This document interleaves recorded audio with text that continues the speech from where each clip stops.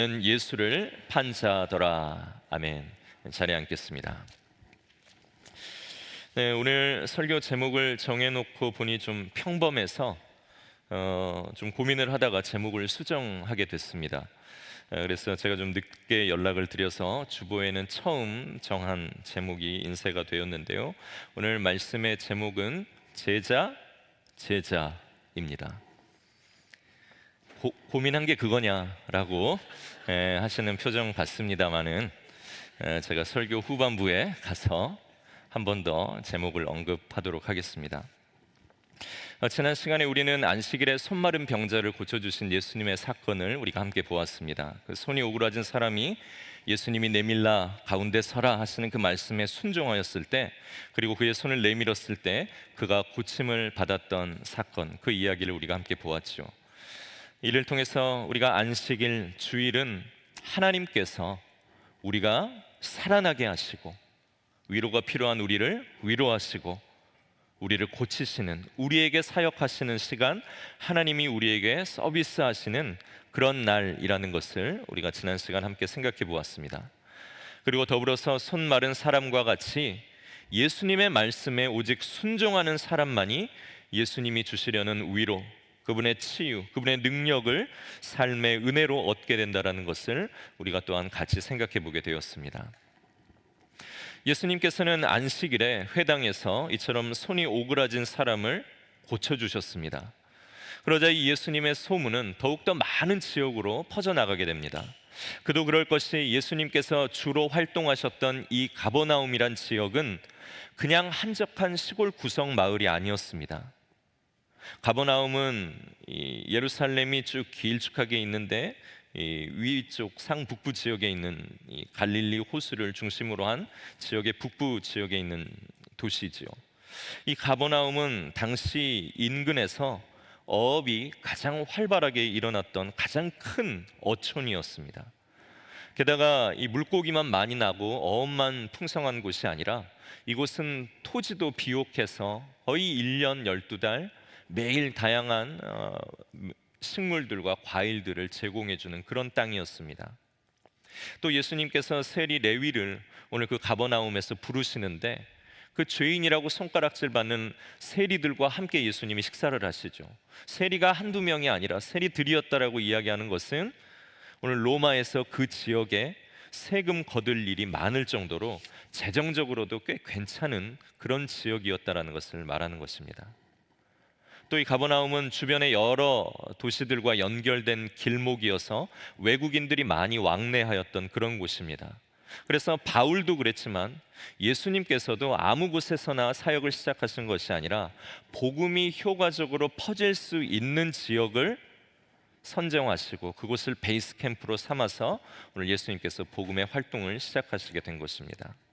그래서 8절에 보면 예수님에 대한 이러한 소문이 퍼져나가고 그곳에서부터 소문을 들었던 사람들이 예수님께로 몰려들었다라고 하며 그 몰려든 지역에 대해서 언급을 하는데, 유대와 예루살렘, 예수님이 계신 그 가버나움의 밑에 쪽이죠, 남부 쪽이죠, 유대와 예루살렘 지역, 그리고 그보다 더 밑에 이두메, 그리고 이방 지역인 요단강 건너편, 그리고 가버나움보다 더 북쪽인 두로와 시돈, 그러니까 동서남북에서 뭐 이방인이든 유대인이든 할 것 없이 예수님의 소문들을 다 듣게 되었고 들었던 모든 사람들이 예수님께로 몰려들었다라는 것을 성경이 이야기해주고 있습니다.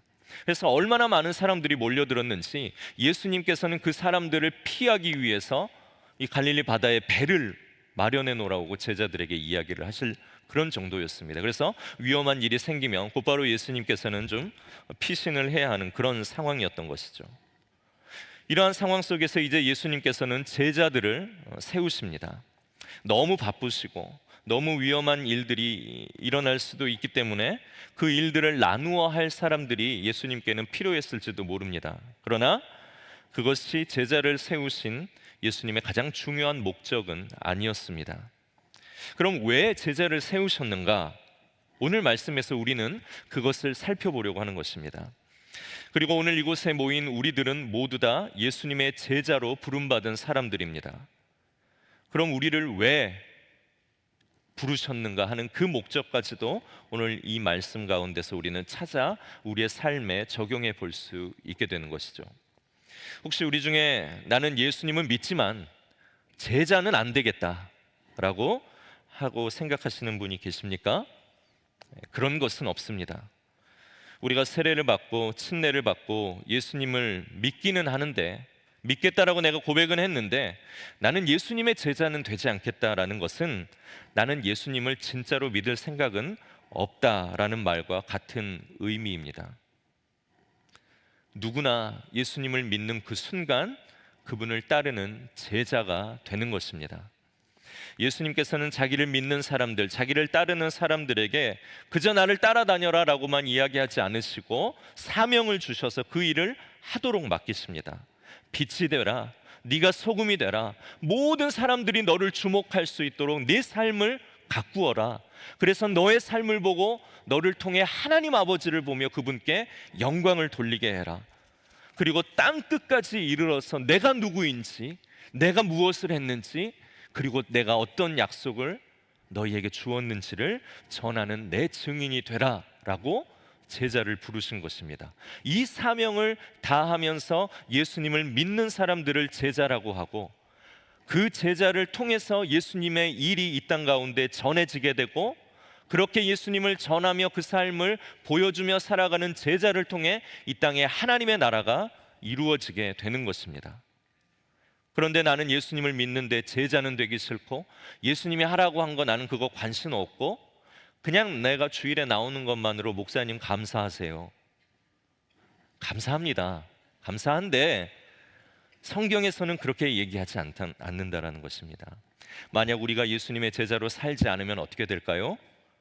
예수 믿는다고는 하지만 맨날 청문회 나와가지고 망신이나 당하고, 예배드리고 나오면서 주차장에서 봉사자들이나 싸우면서 성질이나 부리게 되고, 여러 사기나 성범죄 등 성경에서 하지 말라고 한 여러 가지 죄악들과 범죄에 연루가 되어서 그렇게 예수님의 제자가 되지 않고 살아간다라면 세상 사람들은 그 사람 때문에 예수님을 오해하게 되는, 구원받기로 하나님이 사랑하시고 하나님이 부르시는 자들을 오히려 구원에서 낙오시키게 되는 그런 일들을 제자가 되지 못한 사람들을 통해서 생겨나게 된다는 것입니다. 예수님을 믿는 순간 누구나 그분을 따르는 제자가 되는 것입니다. 이왕 제자가 됐으니까 더 좋은 제자가 되겠다라고 해서 받는 훈련이 1:1 제자 훈련이고 여러 교회의 양육들입니다. 이런 훈련을 안 받았기 때문에 나는 아직 제자는 아니다라고 할 수는 없다라는 것이죠. 다시 한번 말씀드립니다. 예수님을 믿는 순간, 예수님을 믿겠다라고 고백하며 세례받고 침례받은 순간 그 사람은 제자가 되는 것입니다. 그리고 제자는 제자로 살아가야 할 사명을 또한 그 순간 받게 되는 것입니다. 오늘 우리가 읽은 13절 말씀입니다. 또 산에 오르사 자기가 원하는 자들을 부르시니 나아온지라. 성경에서 산이라는 것은 구원의 장소를 의미합니다. 오늘 예수님께서 구원의 장소를 의미하는 이 산에서 예수님이 원하는 자들을 부르셨다라고 나옵니다. 무슨 말입니까? 자원하는 자가 예수님의 제자가 되는 것이 아니라 예수님이 원하셔서 그분의 주권대로 부르신 자가 제자가 된다라는 것입니다. 우리가 예수님을 믿게 되어서 구원을 얻게 된 것, 우리가 지금 하고 있는 봉사, 예배 자리에 참여하고 사역의 자리에 서게 된 것도 내가 원했고 내가 자원했고 교회에 일할 사람이 없어서 내가 허락했기 때문에 그 자리에 세워졌고 일하게 된 것 같습니다. 그런데 아니라는 것입니다. 예수님이 우리 마음에 먼저 그분이 기뻐하시는 소원을 행하기 위하여서 우리 마음에 결단할 수 있는 그 마음을 주시고, 오늘 그 마음을 가지고 우리의 선택 같지만 그분이 우리 안에 주신 마음 때문에 우리가 그러한 결정을 내려 오늘 우리가 예수 그리스도를 영접하게 되었고 오늘 우리가 사역의 자리에 세워지게 되었다라는 것입니다. 빌립보서 2장 13절에는 사람이 어떻게 하나님께서 사람을 부르셔서 일하게 되는가, 필요한 일에 우리를 자원하게 하시는가를 들려주십니다. 빌립보서 2장 13절 말씀 우리가 함께 한 목소리로 읽겠습니다. 너희 안에서 행하시는 이는 하나님이시니 자기의 기쁘신 뜻을 위하여 너희로 소원을 두고 행하게 하시나니. 아멘. 우리말 성경의 번역은 이렇게 나옵니다. 여러분 안에서 하나님의 기쁘신 뜻에 따라 결단하게 하시고 행동하게 하시는 분은 하나님이십니다. 하나님이 기뻐하시는 그 일을 우리가 할 수 있도록 우리가 결단하고 행동하게 만드시는 분은 하나님이시라는 것입니다. 우리가 오이코스 목자가 되고 목녀가 되고 교사가 되고 교회에서 안내를 하고 주차 봉사를 하고 찬양팀을 하고 주방의 사역을 돕고 새가족을 맡고 또 미디어 팀에서 여러 보이지 않는 곳에서 교회를 관리하고 하면서 하는 모든 일들이 내가 자원한 것 같고 내가 아니면 할 사람 없어서 내가 마지못해 그곳에 나아간 것 같지만, 오늘 이 빌립보서에서 바울은 무엇라고 이야기하십니까? 하나님이 너무나도 기뻐하시는 그 일인데 그 일을 할 수 있도록 우리 안에 소원을 두고 우리가 행할 수 있도록 결단하게 하는 마음을 주셔서 오늘 우리로 그 일을 하게 하신다라는 겁니다.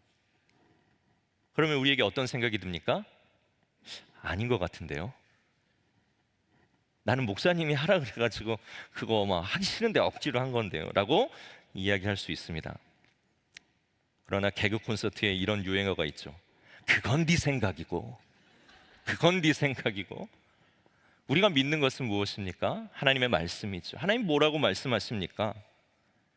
우리 안에 하나님이 기뻐하시는 뜻이 하나님께 있는데 그것을 하게 하기 위하여서 수많은 사람 중에 우리를 주권적으로 부르시고 우리 마음 안에 그것을 하고 싶어 하게끔 결단하게 하시는 마음을 주셔서 그 일을 하게 하신다라는 것입니다.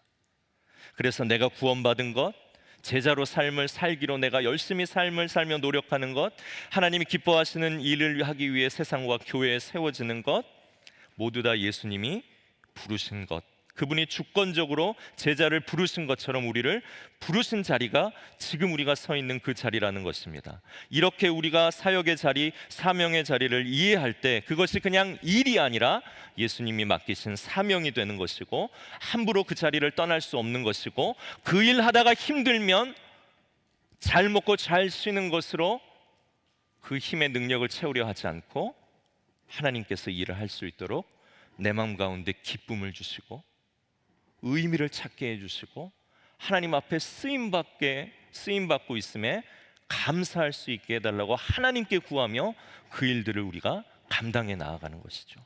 그것이 교회의 봉사이고 사역이고 부르신 제자들의 삶의 모습이라는 것입니다. 오늘 예수님을 따르는 군중이 한두 명이 아니었습니다. 오늘 이 몰려온 지역들을 보십시오. 수많은 군중들이 예수님을 따랐지만 오늘 예수님께서 주권적으로 선택하여 부르신 사람은 오직 몇 명뿐입니까? 11명? 13명? 약간 세일할 때 성경 사신 분들은 막 잘못 나와서 13명으로 나온 것이 있을지도 모르겠습니다만 12명을 예수님께서 그렇게 부르신 것입니다.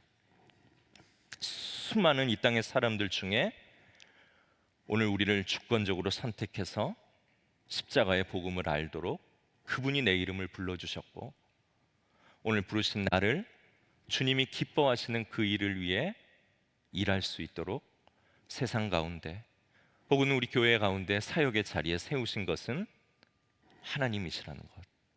우리가 제자를 부르신 오늘 이 예수님의 모습을 통해서 우리를 부르신 또한 하나님의 마음과 방법을 알게 된다는 것이죠. 자, 그럼 제자를 부르셨는데 그 제자를 왜 부르셨는가? 그것이 14절과 15절 말씀에 나옵니다. 제가 읽겠습니다. 이에 12를 세우셨으니 이는 자기와 함께 있게 하시고 또 보내사 전도도 하며 귀신을 내쫓는 권능도 가지게 하려 하심이로라. 이것이 제자를 부르신 목적, 우리를 부르신 목적입니다.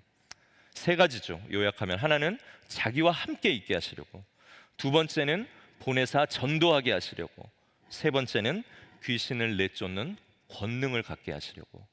이것이 제자를 부르시는 예수님의 이유이고 또한 이 시대 제자로 우리를 부르신 예수님의 뜻이라는 것입니다. 그래서 우리가 이 목적을 잘 알고 있어야 되겠죠. 첫 번째, 자기와 함께 있게 하시려고 제자를 부르고 우리를 부르셨다라는 것입니다.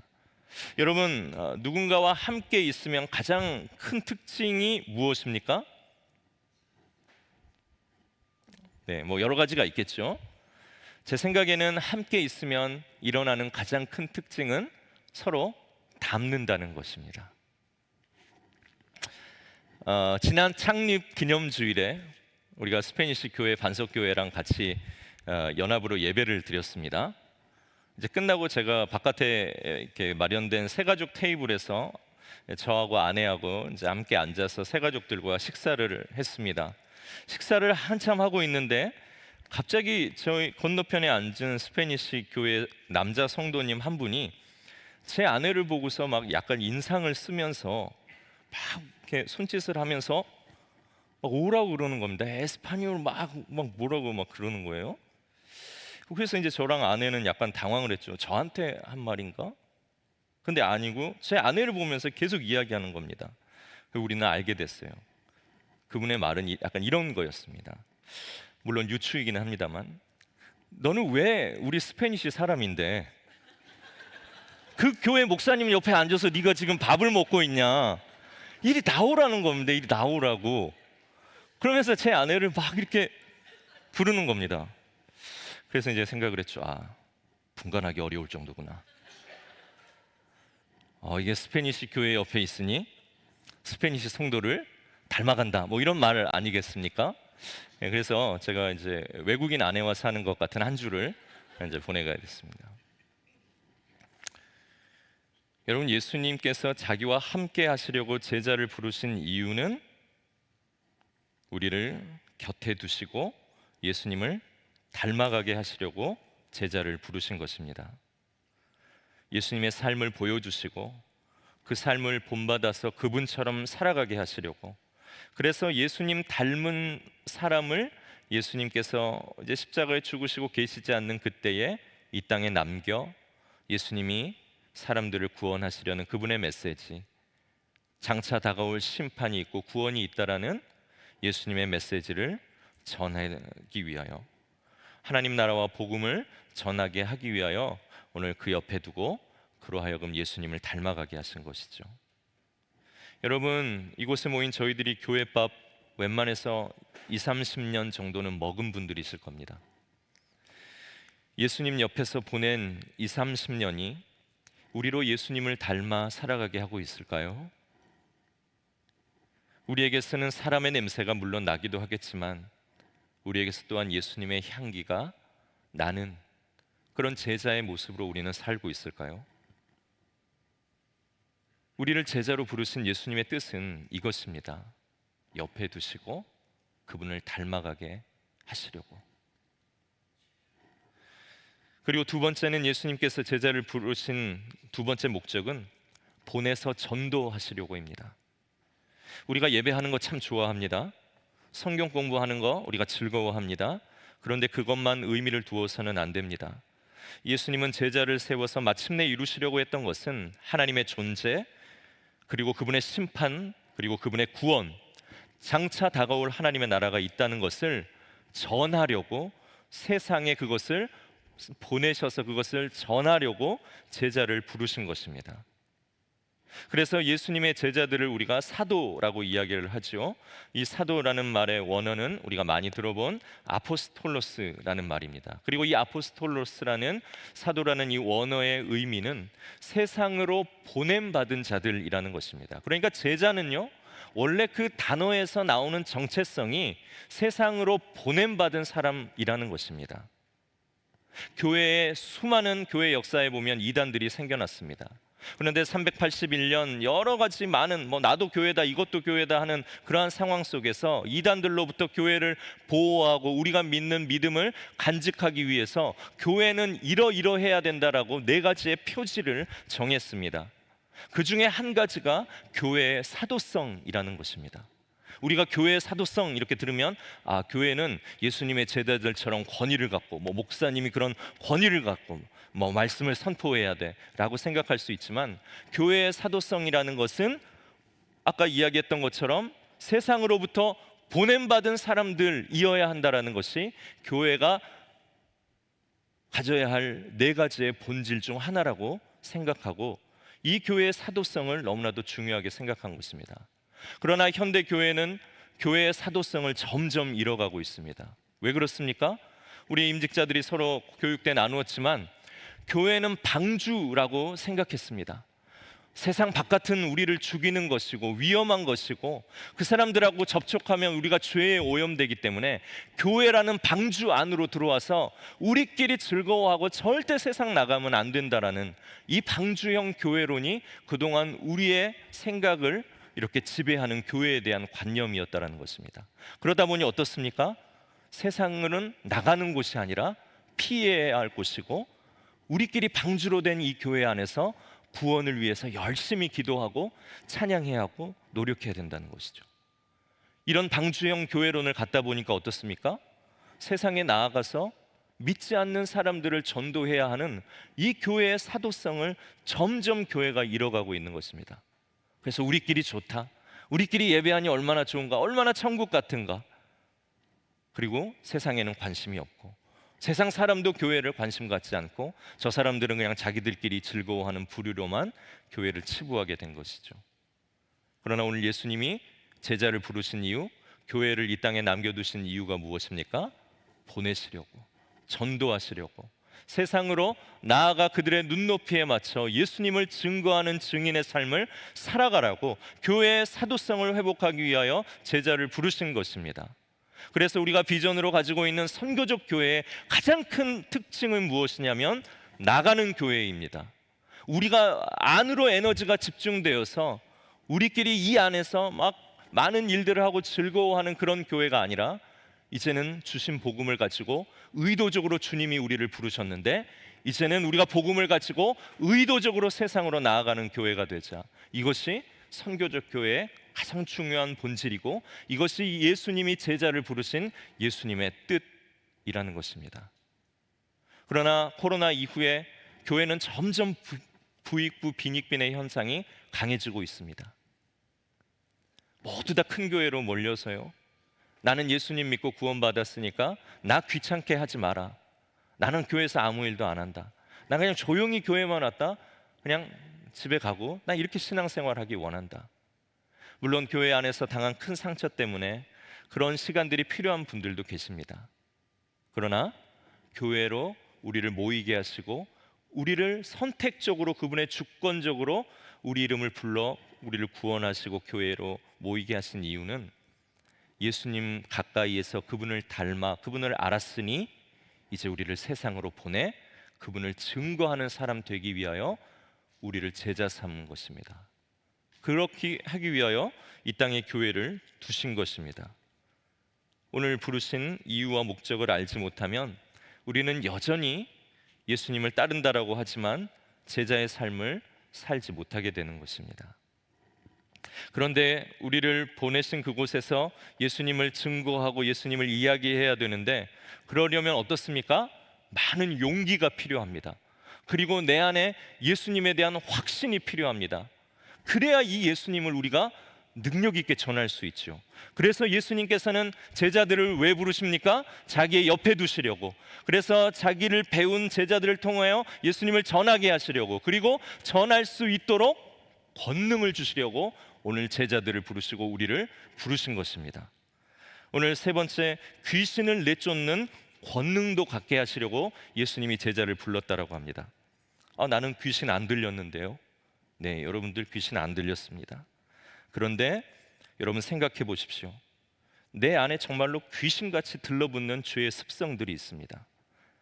어떨 때는요, 거기에 너무 깊이 빠지면 내가 귀신이 들린 것처럼 생각이 들 정도입니다.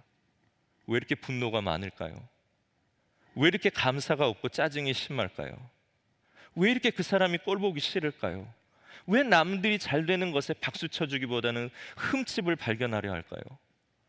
왜 나에게 있는 것들에 만족하지 못하고 나의 욕심은 점점 더 갈증이 심해질까요? 왜 하나님이 인정해 주신다라고 하면 된다라고 했는데 사람에 대한 인정이 이렇게 목마를까요? 그리고 왜 이렇게 죽어가는데도 나는 오늘 좋은 곳 편안한 곳에 있으면서 그 가난하고 아픈 사람들의 삶을 들여다보기를 싫어하는 그런 강박함을 가지고 있을까요? 오늘 이렇게 우리에게 귀신처럼 들러붙는 이 죄의 습성들을 어떻게 끊어낼 수 있습니까? 돌을 닦으면 되겠습니까? 뭐 어디 가서 좀 잘 쉬고 오고 내 삶을 잘 깊이 숙고한다고 되겠습니까? 예수님의 삶을 배우는 길밖에 없는 것입니다. 그분이 주시는 능력을 가짐으로 오늘 내 안에 귀신처럼 들러붙는 이 죄의 습성들을 우리가 끊어내고 원수를 사랑하고자 노력하고 내가 관심이 없는 사람들의 삶을 들여다보고자 노력하고 그렇게 훈련하고 하면서 오늘 우리는 예수님이 주신 권능으로 내 삶의 변화를 경험하게 되는 것입니다. 예수님은 그 능력이 무엇인가를 우리에게 알려주시기 위하여 오늘 우리를 불러 그 능력을 먼저 경험하게 하시고 오늘 주님의 능력이 내 삶을 변화시켰다라면 이 능력이 또한 누군가를 변화시킬 수 있다라는 강한 확신을 가지고 오늘 우리로 세상에 내보내 예수님을 전하게 하시는 것입니다. 여러분, 우리는 예수님을 믿고 제자로 부름받은 사람들입니다. 예수님, 우리가 막 좋아하다가 내 기대에 못 미치면 다 떠나버리는 군중으로 예수님이 우리를 부르신 것이 아니라 오늘 우리 한 사람 한 사람을 그분의 원한 대로 선택하여 우리를 부르셨다라는 것입니다. 그럼 주님이 부르신 우리는 어떤 삶을 살아야 합니까? 예수님 가까이 하며 그분의 삶을 보여주시는 것대로 배우고 그 삶을 따라 살면서 나를 보내신 가정, 세상, 일터, 만나는 사람, 교회 속에서 그분을 전하는 증인이 되고 오늘 그 증인의 삶을 능력 있게 살기 위하여 그분이 내 삶에 어떤 놀라운 일들을 하셨는가 그분의 말씀을 우리가 살아내보면서 하나님의 말씀의 능력을 경험함으로 오늘 누군가에게 복음을 전할 수 있는 권능을 우리에게 주시려고 예수님이 우리를 부르셨다라는 것입니다. 말씀을 정리합니다. 예수님이 안 계신데 제자인 우리는 그럼 어떻게 예수님과 함께 살 수 있습니까? 그래서 예수님은 우리에게 무엇을 보내주셨습니까? 성령을 보내주셨죠. 이 시대 안에 우리에게 같이 살며 예수님은 안 계시지만 내 안에 오늘 살아계셔서 성경의 말씀을 읽을 때 그 말씀이 마치 예수님이 설명해 주시는 것처럼 우리로 하여금 깨달아지게 하시고 중요한 결정을 내릴 때에 마치 예수님이 내게 오셔서 그건 이쪽이 좋을 것 같다라고 말씀해 주시는 것처럼 오늘 성령은 예수님의 말씀을 나로 하여금 중요한 판단의 순간 깨닫게 하셔서 나로 하여금 옳은 결정을 내리게 해주십니다. 그래서 우리가 매일 기도해야 되는 것은 무엇입니까? 그 성령께서 내 안에 계신다라는 것을 확신하고 믿을 수 있도록 도와주시고 주님의 말씀이 아주 약하게라도 들려올 때 그 말씀에 민감하여서 내가 그 말씀이 원하는 대로 내가 선택하며 판단할 수 있도록 그렇게 살아가며 삶을 가꾸어 나아갈 때에 예수님이 마치 우리 옆에 우리를 두신 것 같은 주님을 보고 배울 수 있는 것을 성령을 통해 우리가 가능하게 된다는 것입니다. 두 번째, 어떻게 우리가 전도해야 한다는데 어떻게 우리가 전도해야 합니까? 우리가 전도하기가 쉽지 않습니다. 그래서 우리가 잘 못하겠으면 교회가 마련한 전도의 프로그램, 지역 사회의 섬김, 단기 선교 등에 여러분 자신을 밀어 넣으셔야 됩니다. 우리가 혼자서는 할 수 없기 때문에 교회 공동체를 통하여서 우리가 함께 선교하고 전도하며 그 기쁨이 어떠한 것인가를 알 수 있도록 또 우리가 그렇게 준비하고 있는 것입니다. 그래서 여러분들께서 함께 교회를 통하여 교회 사역을 통하여 전도하고 주님을 증거하는 증인의 삶을 배우시길 바랍니다. 그리고 가장 중요한 전도지는 어디입니까? 1차적으로는 우리의 가정이고 2차적으로는 우리에게 주신 일터이고 우리가 매일 만나는 사람들입니다. 그래서 일터와 삶터에서 내가 믿는 예수님의 좋으심을 자랑하며 살아가는 것이 우리가 첫 번째로 해야 할 전도의 사명을 이루는 것이죠. 자, 그리고 예수님은 우리를 불러 권능을 얻게 하신다라고 했는데 어떻게 우리가 권능을 얻을 수 있습니까? 하나님의 말씀과 기도 외에는 우리가 권능을 얻을 수 있는 다른 방법은 없는 것입니다. 그래서 예배가 중요합니다. 내년 새로운 회기에 우리 교회는 예배에 힘쓰는 것을 하나의 목표로 삼고 우리가 노력하려고 합니다. 그 일을 위해서 저는 여러분들께 몇 가지 도전해 보시고 또 동참해 주시기를 원하는 것이 있습니다. 예배의 권능을 얻고 또 하나님으로부터 주어지는 은혜를 매일 얻고 살아가는 이 예배를 소중하게 여기는 그 일을 위하여 첫 번째로 여러분만의 성경책을 가지시기를 바랍니다. 여러분, 이 시대 성경책을 가지고 교회를 오는 분들을 찾기가 너무나도 힘들어진 세상입니다. 압니다. 무겁죠.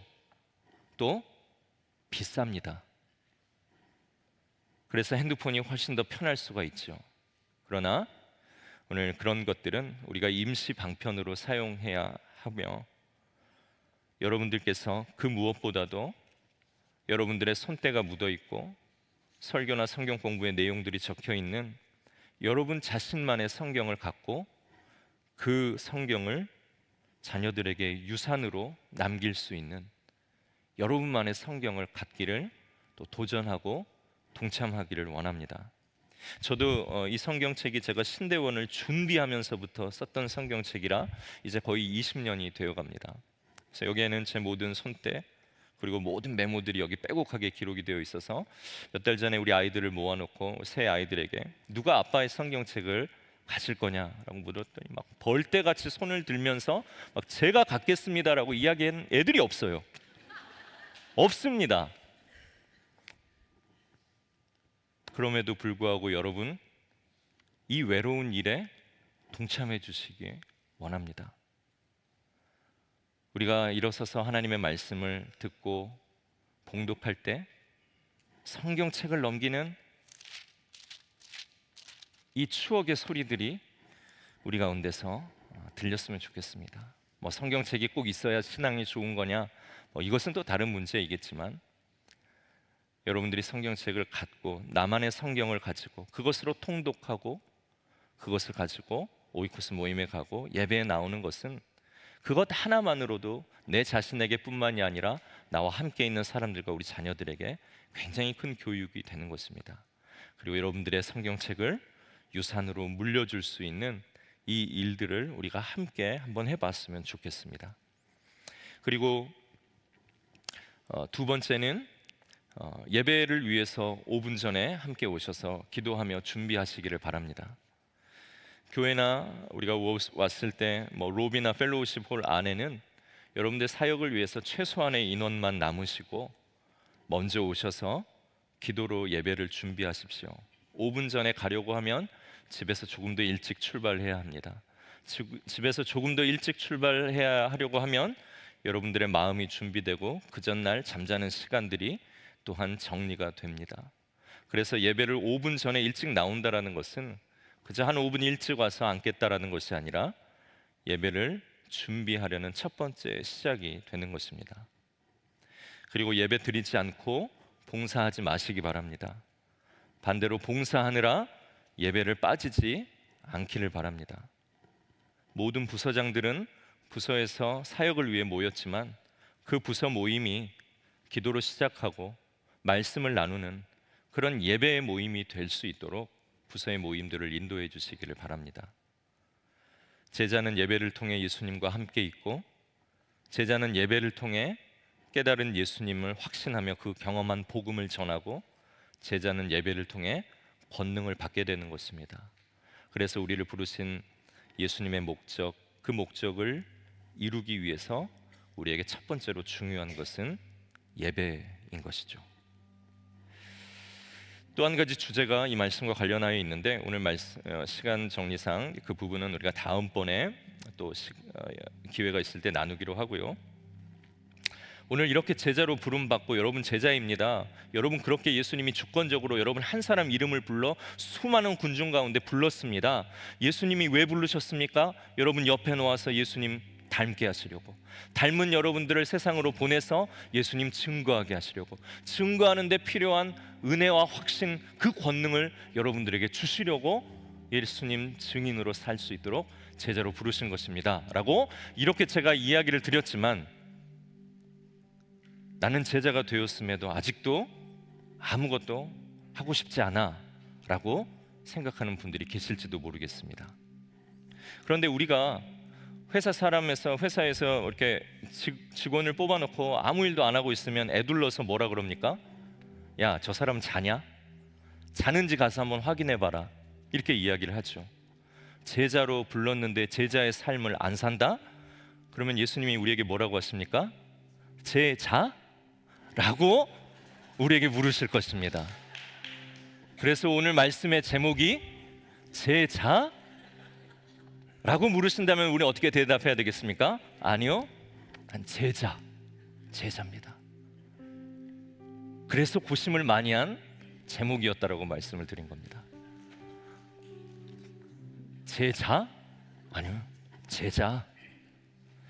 여러분 잠들지 마십시오. 주님 오실 날이 멀지 않았습니다. 주님이 우리에게 오셨을 때 찾으시는 것은 여러분의 학력과 여러분들의 부와 여러분들이 이 땅에서 얼마나 유명했는지를 묻지 않으십니다.